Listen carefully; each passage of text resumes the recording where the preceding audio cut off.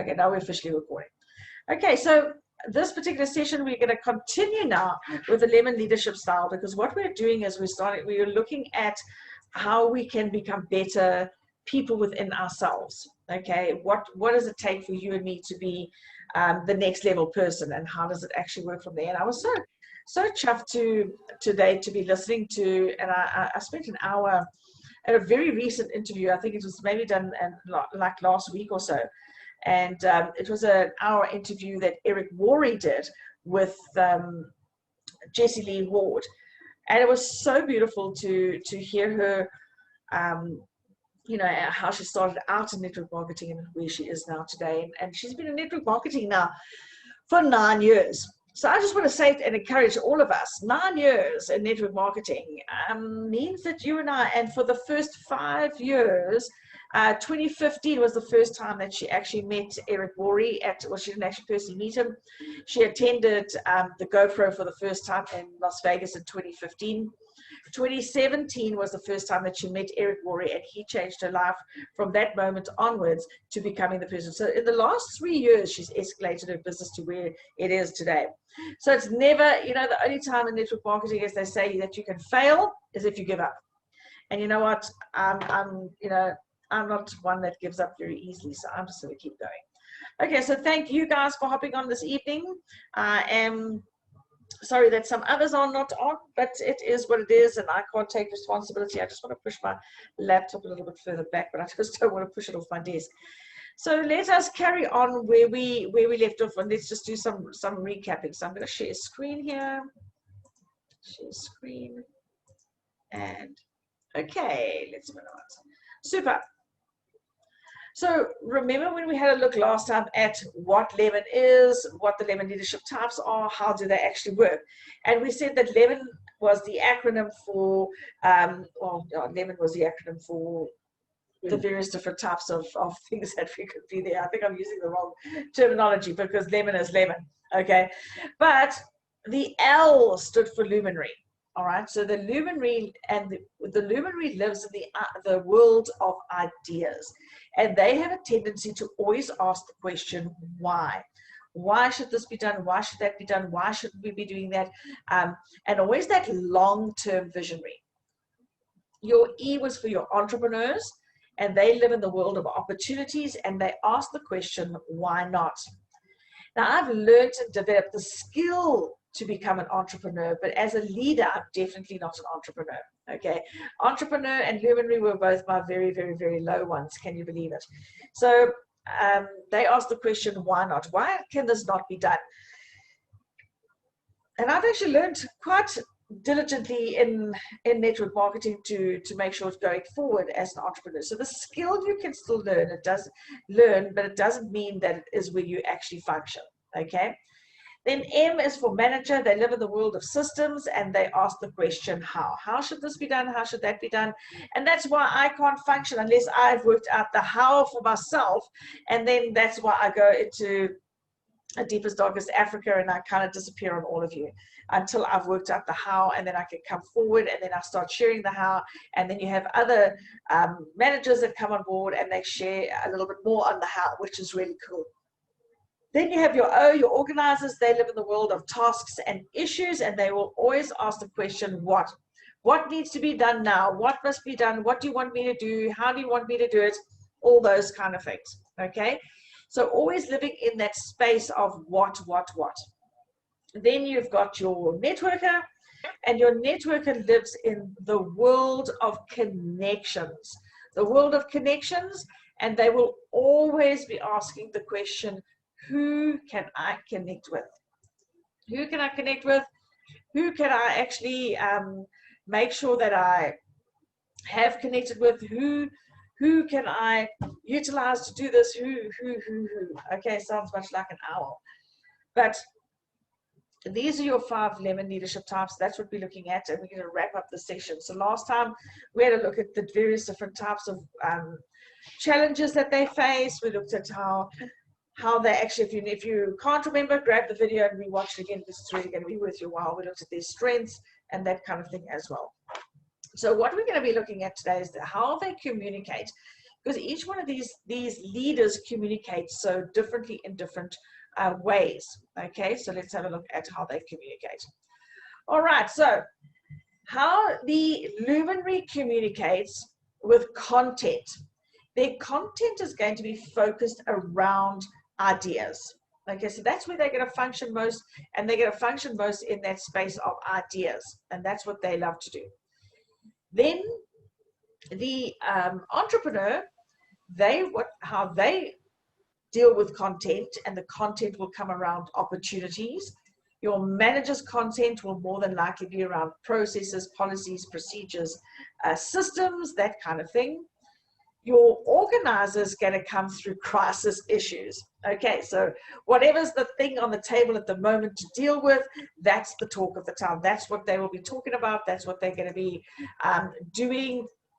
That's what they're going to be asking you. That's what they will always talk about. So and they will talk about everything that's wrong in South Africa right now, as opposed to a luminary who's thinking 5, 6 years, 10 years, 15 years down the line. Your networker, the content is all about weaving that network of people together, and they will always be. And I remember I had a boss who was a 100% networker, and he would literally, some of you who know and have met and sat and chatted to Tony de Gouveia, he's a networker. Okay, and literally as you're talking to him, he says, oh, but do you know Joseph? And Joseph, and I say, oh, I've got him on the phone here, let's give him a call. All right, and I had a boss like that. He'd phone and say, hey, John, I'm sitting with Dr. Michelle. Hey, you say, how's it to her? And literally that's how he spent his time doing business all the time. So that's the type of content that would most more than likely grab their attention, or if they communicate, they're going to communicate from that perspective.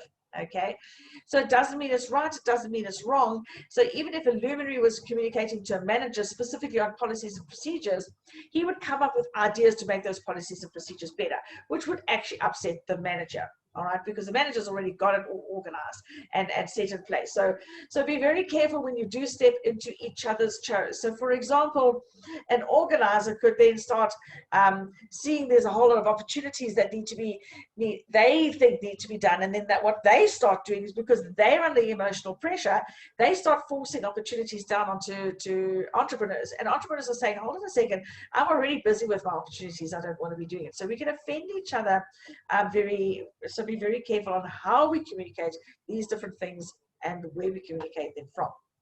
Okay, so when it comes to media, your luminary likes to communicate in writing. Luminaries love to put things in writing.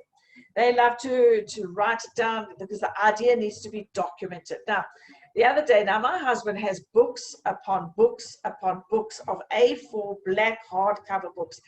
And every conversation he has with people is written down in these books. All right. And I said to him on Sunday when we were driving, and I said to him, I've just been thinking about your books. You know what, if anybody had to find those books, no one could actually even read what's inside those books. Your handwriting is worse than the doctor's handwriting when they put on a script. I said, please never ask me to go and find anything in that book, because I would have a heart attack because I could barely even read the writing. But they want to put it down in writing. They love journaling, and it's all about giving their ideas and making sure that they're written down.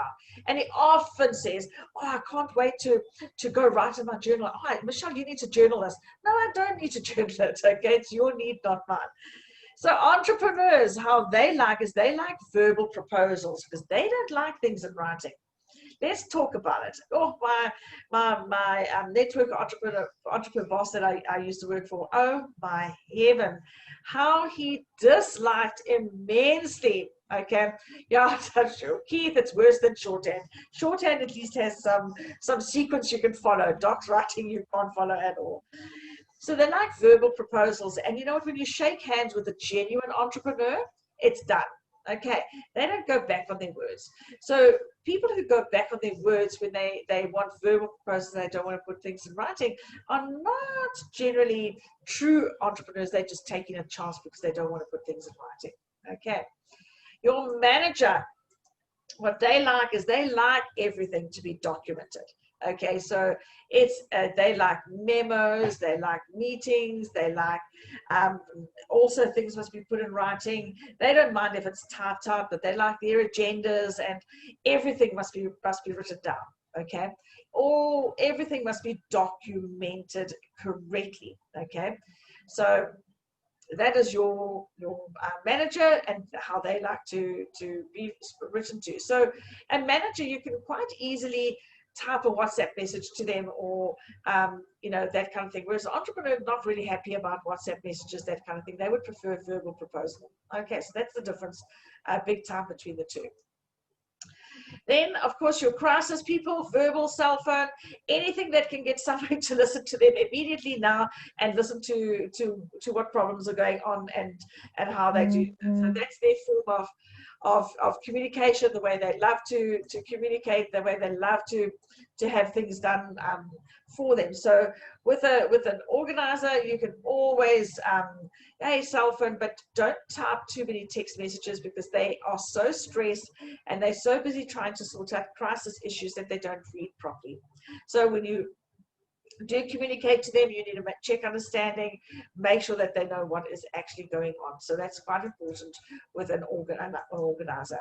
Okay, and then of course your networker, they love to speak to you verbally whenever, whatever. Like, it doesn't matter if they don't speak to you for a year, they will still be your biggest buddies when they do eventually meet you.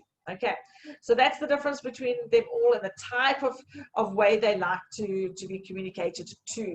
All right, so your luminaries, your in writing could be an email. They don't mind reading emails, they don't mind that kind of thing. Whereas your manager also likes emails, whereas the rest rather prefer verbal chats, conversations, those kind of things. They don't like anything documented. Okay, I mean, I really honestly know some entrepreneur networkers that hate things to be documented in case you catch, and just in case there's a paper trail. They do not like paper trails whatsoever. They absolutely hate paper trails. Okay. Okay, so at what speed and pace do you actually communicate with each of these individual people? Well, your luminary, they like the speed needs to be able to be measured. In other words, they need to be in control of the conversation, and they don't mind if mayhem comes their way, but they need to be the one in control of the mayhem that comes their way. If they're not in control and they can't measure the mayhem, where they in control and sorting it out, they're very out of sorts. Okay, so bring it on, bring the mayhem, bring the chaos. They'll sort it out, but they're going to do it very structured way. I'm not going to say like policies and procedures are not systemized, but they know how to solve something in a structured way, like a process of elimination kind of thing. Okay, so they like a process flow. They just do it in their head and they process flow with it. So they're very good problem solvers when the problem solvers need to be done. Okay. Now, your entrepreneur, the speed they like to is fast. Keep it fast, keep it flowing, keep it pleasured. Don't waste my time. Don't, go and on verbal proposals that are going to waste their time. Just like get in, get out. Have you got 15 minutes for me? Yes, I've got 15 minutes for you. Here's the proposal. This is what I'm proposing. What you're going to get out of it is this. And then they'll look at you and they'll make a decision, because they're that fast in actually their communication. Now, as an entrepreneur leader, you need to be very careful that you're communicating too fast to the people that are in your business. Okay, because you expect them to understand and finish your sentences for you. You expect them to understand what you're thinking. You're expecting them to understand that even if you give them a tenth of a sentence, they should know the whole sentence. They should know before you walk in the office what it is that you actually wanted them to do. All right, so be very careful. Not everybody's on that fast pace as an entrepreneur.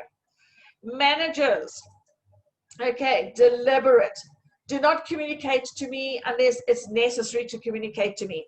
Do not put me on any writing. Do not CC me. Do not be very deliberate about it. If there's a process to follow, stick to the process, stick to the policy and procedures, stick to the system, and be very deliberate about communicating. They're not going to communicate unless they have to communicate.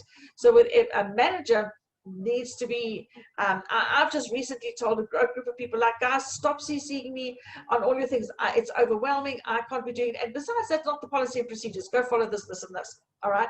And I found myself communicating that just recently. So please be aware that's because of being a manager type person, very deliberate in communicating. Okay. Deliberate. Then your organizers, they fast, but they're frantic, whereas the entrepreneurs fast, snap, to the point, get it done. Your organizer is frantic. Oh my gosh, we've got to go do this. Oh heavens, we haven't done that. Oh my goodness, I didn't think of this. Yes, okay, I want you to go and do this. I want you to go do this. I want you to go. Okay, let's all get around to do it. And then they'll come back and say in 5 minutes later, did you do this? Did you do this? Did you do this? Okay, so everything's done in a very frantic way. All right, so be very careful if you are organizers that when you're communicating fast, you could communicate frantic as well. Okay. You could be communicating frantically as well. So just be very aware of that. Okay, great. Now your networker, speed of communication, whenever it takes. Okay, so if it means that I need to speak to you fast, they will speak to you fast. If it means that you don't see me for a year, that means it doesn't see me. So they don't mind. They're not fussed if you haven't spoken to them in 6 months. They're not fussed if you speak to them once a day. Whatever it takes to keep the relationship going, whatever it takes to make sure that whatever it is that they want done is done with the people that they want it done by. Okay, so they're quite happy to go with the flow. And if you want to measure the mayhem, they're going to say go for it. If you want to go fast and frantic, they're kind of like, whatever, just like, what, nothing's going to faze me. Okay, so those are your networkers. They just like kind of yeah, let's just keep going. All right, so if you know one of these leaders, how frequently should you actually communicate with them? Well, the luminary intermittently. All right, do not communicate with them all the time, because remember, they don't need to hear from you unless you're going to bring something that's going to actually take what idea they've got forward. Okay, otherwise, what's the point of even communicating? Okay, so if you're married to one of these people, please understand how difficult it is to communicate with these individuals. All right. Entrepreneurs, frequently, because of the fast pace, the opportunities that come by quickly, the movement of businesses that are happening all the time, the opportunities that are passing, they need to be on top of the game. So they want to hear from you on a frequent basis. So if you're an entrepreneur leader and you have a network below you, you're kind of expecting your team to speak to you on a frequent basis, because you want to keep going. If you've got children, the children need to come to you and give you an update of what's happening in their lives, because you're expecting that to come from people, because you're so busy, you're so fast paced, and you don't feel that if they do come to you on a regular basis, you never feel interrupted. It's amazing how you cope with it. Okay, because you like that feedback, because the feedback that comes to you helps you to make decisions much quicker. Okay, and then it helps you to make quicker decisions. So anybody who takes a long time frustrates the living daylights out of you. Managers like routine. All right, so if it is on Mondays that you communicate to a manager, then keep communicating on a Monday. All right, if it's on it took me such a long time when Ryan changed his managers meeting, or his mastermind, from a Wednesday to a Sunday. It took me about 2 weeks before I actually could get myself into a routine that accepted it. Okay, I didn't just change because it was like, this is upsetting me. It's upsetting my existing routine for a Sunday. Okay, and I know that I deliberately do things. Nothing happens out of routine, and so I live in routines. I love routines. So what happened is, then he changed it to the Sunday. 2 weeks later, now I'm quite happy. It's in my routine. I know what I've got to do. I know what time my alarm goes off. I set up my laptop. I've got myself sorted out. Now this Sunday he says, oh yay, oh happy days. We're going to do one on Wednesday and we're going to do one on Sunday. And I'm like, no, I can't be doing Wednesday. I'm too busy on Wednesday. I can't do Wednesday. So now I need to get, do you see what happens to my brain? No, I can't. I'm resisting this. It's out of my routine. I already got things happening on Wednesday. And I'm like, Michelle, so go and look at your diary and put a new routine in place. but it takes me a while to be very deliberate about the routines that I've got. And then I've got to go and diarize it. And I've got to put a memo out. And it's like, oh my word. So guys, managers are not the easiest people to actually communicate with, because they want to communicate in a routine. All right. So just be aware of that.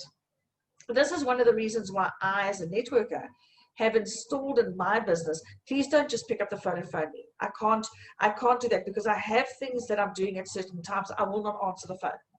The only time I'm going to answer the phone is, one, if it's my husband, two, if it's my children. I will not answer the phone if it's any other time. Okay.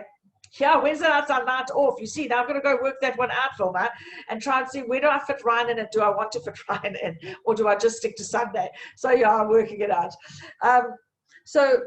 So yes, so going back to those routines, and that's why I, in my network marketing business, said to people, if you want to speak to me, WhatsApp me and said, let's set up a time, because then I will put it into my. I know it sounds funny, but it upsets my routine, and I do a lot of finances and things like that, so I can't just be picking up random phone calls whenever someone answers. So somebody just WhatsApp me and say, hey Mish, can you talk in 10 minutes, 15 minutes, 20 minutes, whatever it might be. Okay. And then I generally, sometimes I don't even, sometimes I can't. Poor old Sylvia, shame. She does this to me, and I think I leave Sylvia hanging for sometimes 2 days. Hey Sylvia, I'm really bad, but anyway, we'll get there. We love you, Sylvia. I just hope you love me. All right, organizers, immediately, like now, yesterday, do it. Let's talk. Like, don't leave things to the last minute. Immediately communicate with them. They like that pace. They like that fast pace. And so if you are, and you have downlines that are organizers, holy moly, and then you are a manager, it kind of like throws you off completely. Okay, networkers, in the moment. Okay, so like I said, whatever it takes, makes no problems, kumbaya, let's make things happen. It's really amazing, love it, not going to complain, you know. Yeah, so that's the communication side of all these. Now, stop sharing. What I'm going to say to you guys is that when we train this over 2 full days. Okay, because you've got to understand your report, we put you into groups, you do group facilitation, all that kind of thing with it. So it's really in depth. It really is in depth. So you've just been given like a tip of the iceberg. Like I said, you know, if you wanted to do the reports, to get a little bit more detailed report, you're more than likely, if you want us to chat to you, you know, through the report, just give us a shout. We'll set up a time, as long as it's in the diary, we can do it. Okay, and then and chat you through it, because it's really worthwhile knowing how it works. Anybody want to pass a comment, quick quote about this, or can we move to the next session? Anybody want to say anything? What have you got out of understanding how leaders lead so differently? Cool. I know some of you are typing, so we shall wait for the chat box.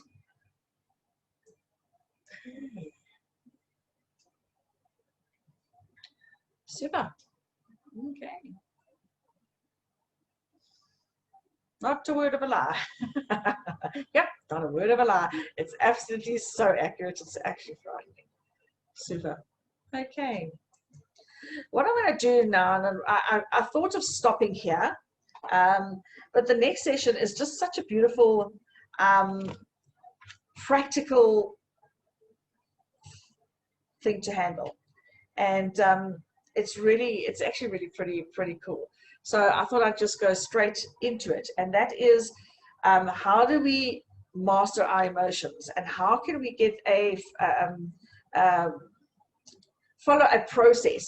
Okay, so when we're getting ourselves out of, and I actually have stopped using this process for a while, and I'm sorry I have, because I have let it slip out. And when I looked at it again, I thought to myself how practical this was, and we implemented this with our children, and with some of our well, especially with Anthony and I in our marriage, because I'm extremely volatile and say what I've got to say, and then how do we keep this under control?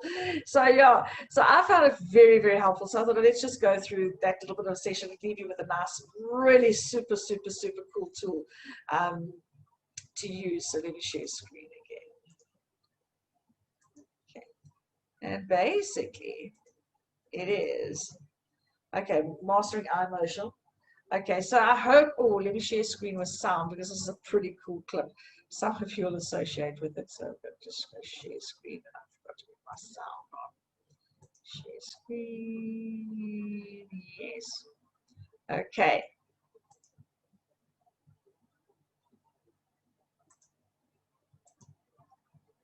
The sound didn't work.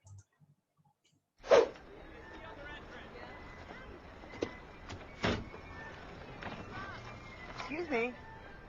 I know you didn't think anyone would catch you, but you just slammed your door into my car.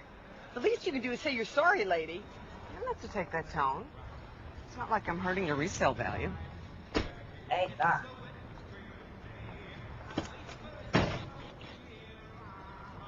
I'm sorry. See? Like that.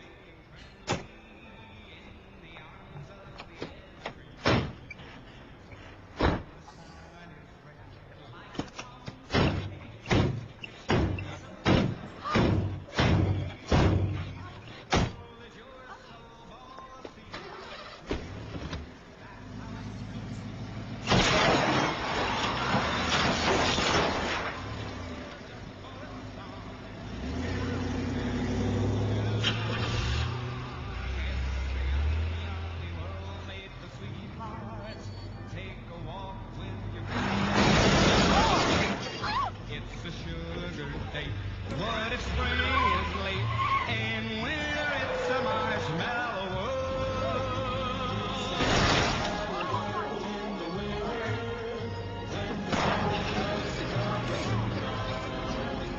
It's the time for play. It's the little it's a whole year round.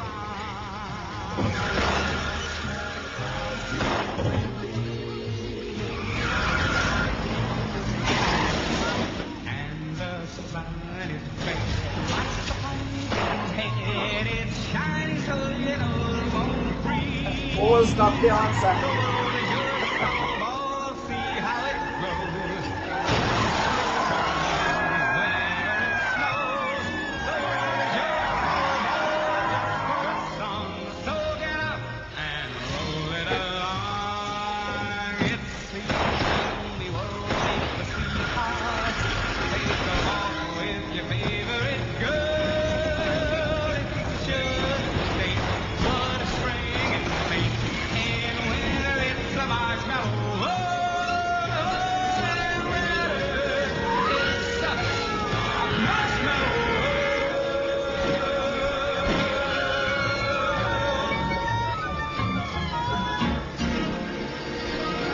I don't know what happened. Okay, so men, you will definitely have no clue what our women go through. Okay, ladies, you have to be honest with me and say to you, when someone steals your parking some days, you wish you could do just that. So what do you get from that video? Who would like to share? Besides, Keith, ouch, what can you do? I can do better. Exactly, it's like, do not. I know when a woman goes off the edge, she goes off the edge. Right. Yes, Vilma? 2 peas in a pod. 2 peas in a pod. And yeah, it's just sometimes when the hormones are going in another direction, you know, there's no direction to go. So yeah, awesome. I must say, that's from a sitcom. I don't know if any of you remember Michael in the Middle. But anyway, that's from that sitcom. Great. Okay, so emotions must be in our service. We must not be in their service. And that's good to Robert Hugh Benson. And it's so true, because what happens is most of us, very seldom, and it goes back to your emotional quadrant. And with your emotional quadrant, what normally happens is that at the first time that in your life that you experienced a major trauma, that's where your emotions actually stop growing. And so this is why we're dealing with a lot, and I've shared this with before. Some people push the wrong buttons, absolutely, Elsie. Just know how to do that, hey? So yes, so if we understand at what point in time I had an emotional trauma, then, and when I default to certain behaviors, I'm able to then make sure that I can manage those emotions. And so we've got to ask ourselves a few questions. And when you're under high emotional tension or people around you, we are influenced by our thoughts. We need to understand, where do my emotions come from? What are my emotions? How do I manage them? So we too often are focusing on the outside, whereas we're not actually focusing on the actual problem, which is the root, and it's the inside. So yes, those two ladies there outwardly were really aggressive, or they certainly weren't assertive. They were definitely aggressive. And when looking at that, what triggered each one of them, they need to go and say, well, how am I influenced? Okay, where did my thoughts come from? How do I identify other life areas that these patterns are happening? And at the end of the day, it's all of our responsibility to spend time when certain emotional things do come up, to go and debrief yourself. And it is also, if we look at our little card that we cut out, where it is, I am, I know, I do, I have, I respect, I believe. And those are your life areas. And so it's important that, we need to understand, what are the thought patterns happening in each of those areas. When there's a trigger, what is the trigger? How does the trigger happen? Where does the trigger happen? And who triggers? Okay, because if you don't do that, you're just going to end up being in a situation where your emotions will always control what's happening within you. Okay, so here's a 5-step plan to emotional mastery, and I think it's absolutely brilliant. So what happens is that emotions actually are a warning light for you and I, especially if not so much for other people, but they're a warning light, because we know what happens when we go under emotional pressure. We should know before the outward exposure of our emotions, we need to be knowing what's going on internally and what is happening. So if you can't keep all problems at arm's length.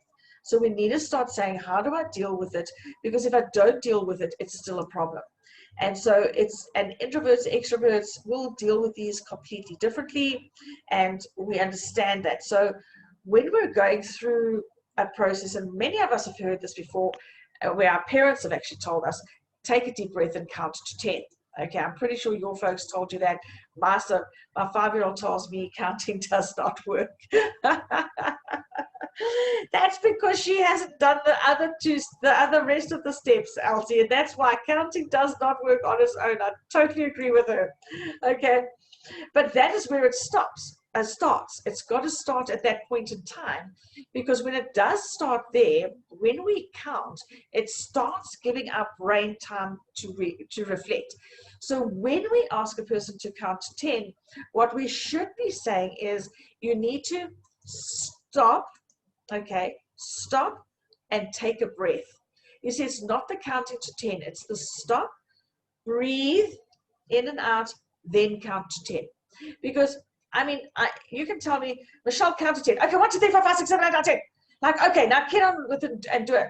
Okay, it's not going to help. But if you say, okay, what I'd like you to do right now is stop, take a deep breath. Now what I want you to do is count to 10, because all you're doing is you're slowing your heart rate down, you're slowing your emotions down, you're slowing yourself down. So it is about, you're not allowed to count to 10 until you can take a deep breath. Okay, so that's what this is about. It's about saying, and if I master these things and I say to myself, okay, I'm under emotional pressure right now, I'm going to count to 10. No, it's Michelle, stop, breathe, deep breath. And you cannot count to 10 until such time as you can breathe deeply, because this is where it stops. Because if you know that you're about to say something to someone, stop, take a deep breath, slowly count to 10, because then what happens is the very next step needs to be taught as well. Now I've counted to 10, I'm not in total control of my emotions, but what I have done is I now need to grab onto my whole set of values, my purpose statement, and my self-image. So then you go back to what you've written down. So when you remember that you've got to practice this, you've got to practice the reason why I'm not going to shout at you is because I'm a princess. The reason why I'm not going to shout at you is because I respect my parents. The reason I'm not going to shout is because I have core values of loyalty, and I need to be loyal to myself first and foremost. My purpose statement is to help everybody deal with their fab so that they can be integrated back into the lab of life. Okay, if that's the case, I need to stop. So it is all about the stop, breathe, deep breath, count to 10. Okay, while you're counting to 10, you now need to reflect on who you are. Because if you don't reflect on who you are, what's going to happen is the counting to 10 is meaningless. Okay, absolutely meaningless. And so it's very important for all of us to understand that there's a process to actually getting to the end of this. And so stop, count to 10, or take a deep breath, count to 10. Okay, I represent, my values are, and go through your values, go through your purpose statement, and go through your self-image statements that you made about yourself. Okay, because, and this you're not going to you could necessarily do it if you're if you're at a board meeting, for example. Grab onto just one or two self-image statements that you know that's going to get you through. Okay, my voice needs to be heard. I know these people need to hear me. I am going to add immense value into this board meeting. So the only way I could do this is if I remain calm. Okay, so stop, breathe, count to 10. Grab onto who you are as an individual. Then what you need to do is you need to think and ask yourself, is what I am seeing, is what I am seeing here, okay, is this the truth? Is what I'm seeing and what I'm experiencing the truth, or is it my interpreted truth? Okay, because if it's your interpreted truth, it may not necessarily be the truth. Okay, does what I'm about to do, and if I open my mouth, can I make sure I use the, is it kind, is it kind, is it necessary, and is it necessary, is it kind, and is it the truth? Those are your three things you've got to ask before you open your mouth. Okay, is what I'm about to say the truth? Can I say it kindly? Okay, so it could be the truth, but you might not be in a place to say it kindly, so then shut up. Okay, so is it the truth? Can I say it kindly? And then, even if I can say it, is it necessary? Okay, is it necessary for me to actually say what I need to say? Or is it just something that needs to be, does it help someone? Yeah, exactly. Does it help? That's the fourth sign. Is it necessary? Is it going to be what I can? So these are actually the four, the three somethings of something. I just can't think of it right now. But is it necessary? Is it kind? Is it, can I say to the truth? If that's yes, then is it worth it to say that? Is it going to damage your relationship? What will the consequences be if I carry on? You know, and you need to process this. So is there a better way for me to say what I've got to say? So what is nice is that if you want to master this, it's try and walk away from the situation. But if you're in the situation, you need to start practicing this so that you can ask yourself, and that's why I say stick to those three. Is it necessary for me to say what I'm about to say? Can I say it kindly, and is it the truth? So if I can say yes, yes, and yes, open your mouth and speak. Okay. Now you need to decide what you're going to do. All right. So once you've actually made that decision, now's what the next thing is deciding what is it that you're actually going to do. Decide on what you're going to do, and then find the balance in your bucket of joy. And you need to find the balance. If you make a choice to keep quiet and you're not going to say anything, then that's fine. That's absolutely fine, so long as you've come to that decision. And this is exactly why counting to 10 doesn't work, because we don't actually process it at all. And we need to start saying, what is my ways of making sure that I find the balance? What am I going to focus on in this situation? What am I going to make sure that I look at this from a different perspective? Do I need to see it from another person's perspective? Is my perspective the correct perspective? And do I need to share with them so they see it from my perspective? And when you actually take this 5-step emotional mastery plan and put it into action, you'll be absolutely amazed that when you need to, and again, I was listening when I was when I was listening to Jessie Lee and Eric Rory today, and they spoke so much into this. It was actually amazing, because Jessie Lee kept saying, my job is to make sure that I have joy in my heart every day. That's what I've got to do. And when I interact with my downline, she said, before, when I started in network marketing, I never found the joy. I was always shouting at my team. I was always moaning at them. I couldn't find the joy in being with them. And then she said she didn't speak about this. And then when she did mention that she had to go through a process of trying to find out what is the positive things about the relationships that she's interacting with, and is it her choice to do that? And when she said that, and then I was checking through the homework, I thought how appropriate her session was this morning, that I just happened to be listening to what is the way that this 5-step emotional mastery plan actually works. So very simple. Step 1, stop, take a deep breath, count to 10. Step 2, what are you going to identify yourself within this particular situation? What are your values? What is your purpose statement? What are your self-image statements that you're going to hold yourself to? Because you need to start saying, I am worthy. Because normally what happens is when you're angry, you start beating yourself up. When you're emotional, you start beating yourself up. So what we need to do is start saying, hold on a second, how do I actually get myself through this actual process? Okay. Then you need to go back and start thinking. And when I think, it's to reflect on, what is it that I need to see about this situation that has made me emotionally upset? What must I think about it? What is is it worth it for me to continue? If I'm going to continue through the process, is it necessary for me to say what I'm going to say? Can I say it kindly, and will it be the truth, or have I distorting the truth? Have I done my homework? Is what I'm seeing and experiencing the truth? Is it only my perspective, or whatever? Or what is it that I'm looking at?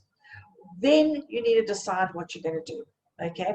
And then you must weigh up the consequences of what you're going to do when you actually do speak to the person, and then you need to find that once you understand and you sort of map out the kind of consequences that could possibly happen, then what you need to do is find the balance, find the peace and the joy. So this is exactly what I've been putting to practice since we got back from Richards Bay, and saying to myself, okay, this is my proposal. What happens if the proposal is not accepted? What am I going to do in moving forward? How am I going to do that? What have I decided to do? Where am I going to be? How am I going to take this back? And how am I going to keep my bucket of joy filled up all the time? Because I'm the one that's 100% responsible for making sure that what I think and what I do is congruent, so that there's joy within my heart. And how do I make sure that I'm responsible for filling up that bucket of joy all the time? So that's what I wanted to share with you guys. I thought it was just so appropriate when I thought, let's wrap up the lemon side of it and then just share with you the 5 steps to emotional mastery. So I hope you enjoyed that. What, if you can share, we just wrap this up now. What was something you got out of it? What did you like? What did you not like? Type it in or unmute yourself and share with me what you got out of that emotional mastery 5-step plan.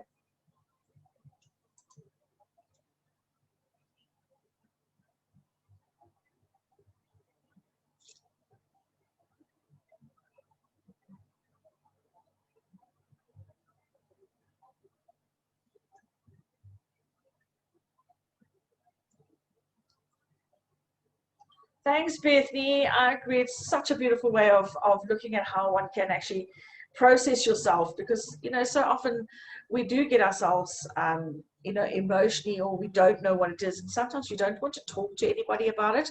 And a lot of people actually want you to speak to them. But if you just take this and map it out for yourself, you can actually take yourself through that whole journey, which is pretty cool. And when you come out on the other side, whatever your decision is, it needs to make you happy. So if you decide not to speak to people or a person about it, you need to be happy in that decision and never regret it. Okay. I wanted to say that that's really important in all situations. And I find myself often, this is the perfect solution. Awesome, Bethany. Absolutely. And it's, it just helps you to process, which is really cool. I just thought it was really an amazing tool that one can use. Yes, I just Paul. always find you so positive. You are infectious. Thank you so much. It's because I've got to go and say, okay, what have I decided to do today? But thank you, Vilma. Yeah, it is about just helps to see oneself better and be a good listener as well. So thank you very much for that. Thank you, Keith. Awesome. Yes, Elsie. My mother-in-law said that one of the secrets to a long and happy marriage is knowing knowing when to say something and when to rather not say something. And I think that is sometimes we tend to want to talk to the person and sort things out, but sometimes you just need a break. And when you come back, you both look at it at a different perspective. This is all too true, isn't it? All too true. And thank you again, Bethany, for typing in what you just typed in as well. And I thank you for really enjoying these sessions. And it's so true, Elsie. And if we can teach the next generation to process, it helps a lot to be able to, especially if you grab onto, too many people are grabbing onto the idea of what the other person did. Now you're forced to come back to yourself and grab onto who you are and who you love and your self-image. I am perfectly and wonderfully made. I am a good leader. I am this. I am that. And you know what? And then the moment you give that self-affirmation, now you're going to say, okay, so I saw this from this perspective. Is there another perspective? Now you could go, for example, I bounce a lot off Anthony. Unless I'm fighting with him, then I'll bounce. Then I've got to word process it all by myself, and I'll bounce off my Yorkies. And they really, really, really got some great information for me. They just want to love unconditionally. So I learned that I'm going to go love him unconditionally. But it's so true to be able to, as you're thinking and you're processing, nothing that stops to look for an article, look for something, because it helps you to start looking besides what the actual problem actually is and what you're wanting to attack. And then as you're going through all of that, you're starting to see two sides of a story. And there's always three sides to a story. Always. There's your side, there's their side, and then there's the middle of the road side. Okay. Thanks, Marine. I'm glad you also enjoy all of these sessions as well. And I'm so glad I found my notes. You're just blessed that I moved house, guys, and I found all my notes. I mean, all my John Maxwell training was all of this was sitting in a container, and I'm putting out these manuals and saying, oh my gosh, I've forgotten so much, and I just thoroughly enjoying this as well. So, guys, thank you very much for joining. Anthony wants to say something. Hold on one second. I loved your training, sir. He said he loved the training this evening, especially the part when I was speaking about him as a luminary. All right. So yes, guys. So please, Keith, have you taken a screenshot of this to put on the group already? Because I know you're really good at that, of this 5-step plan. Because it'd be nice just to take a screenshot and then just post it on the group so that everyone can see it. And I haven't yet. Can you please put it again? Oh, Keith, you slipped up there, buddy. I just thought to myself, I don't even have to ask. Keith's so good at this. He always does it. Thanks, Keith. And yeah, and then think, and then, once you've decided, your decision is so important, because your decision is based on your peace. Okay, based on your peace. And once you've done that, then that's where the positiveness comes. That's where the joy in this comes. And as many of you probably heard Susie says, you prefer happiness. I prefer joy because I know where joy comes from, and joy is just so much more, just with so much more grit than just happiness has. So there we go. Thank you, guys. Anybody else want to add anything to this or say anything else? I'd love to hear. Otherwise, we're going to wrap up the session. And thank you. I'm looking forward to next week, which will be on communication. Okay. How we win arguments. There we go. Awesome. Thank you, guys. Thank you for sharing. Really appreciate it. I will put the recording out and you can watch it again. Yes, Keith, I see you've already posted it on the group. Thank you so much. Appreciate it. Okay. Thank you, guys. Take care. God bless. Love you all. And have a wonderful, wonderful week. Cheers, guys. Thank you.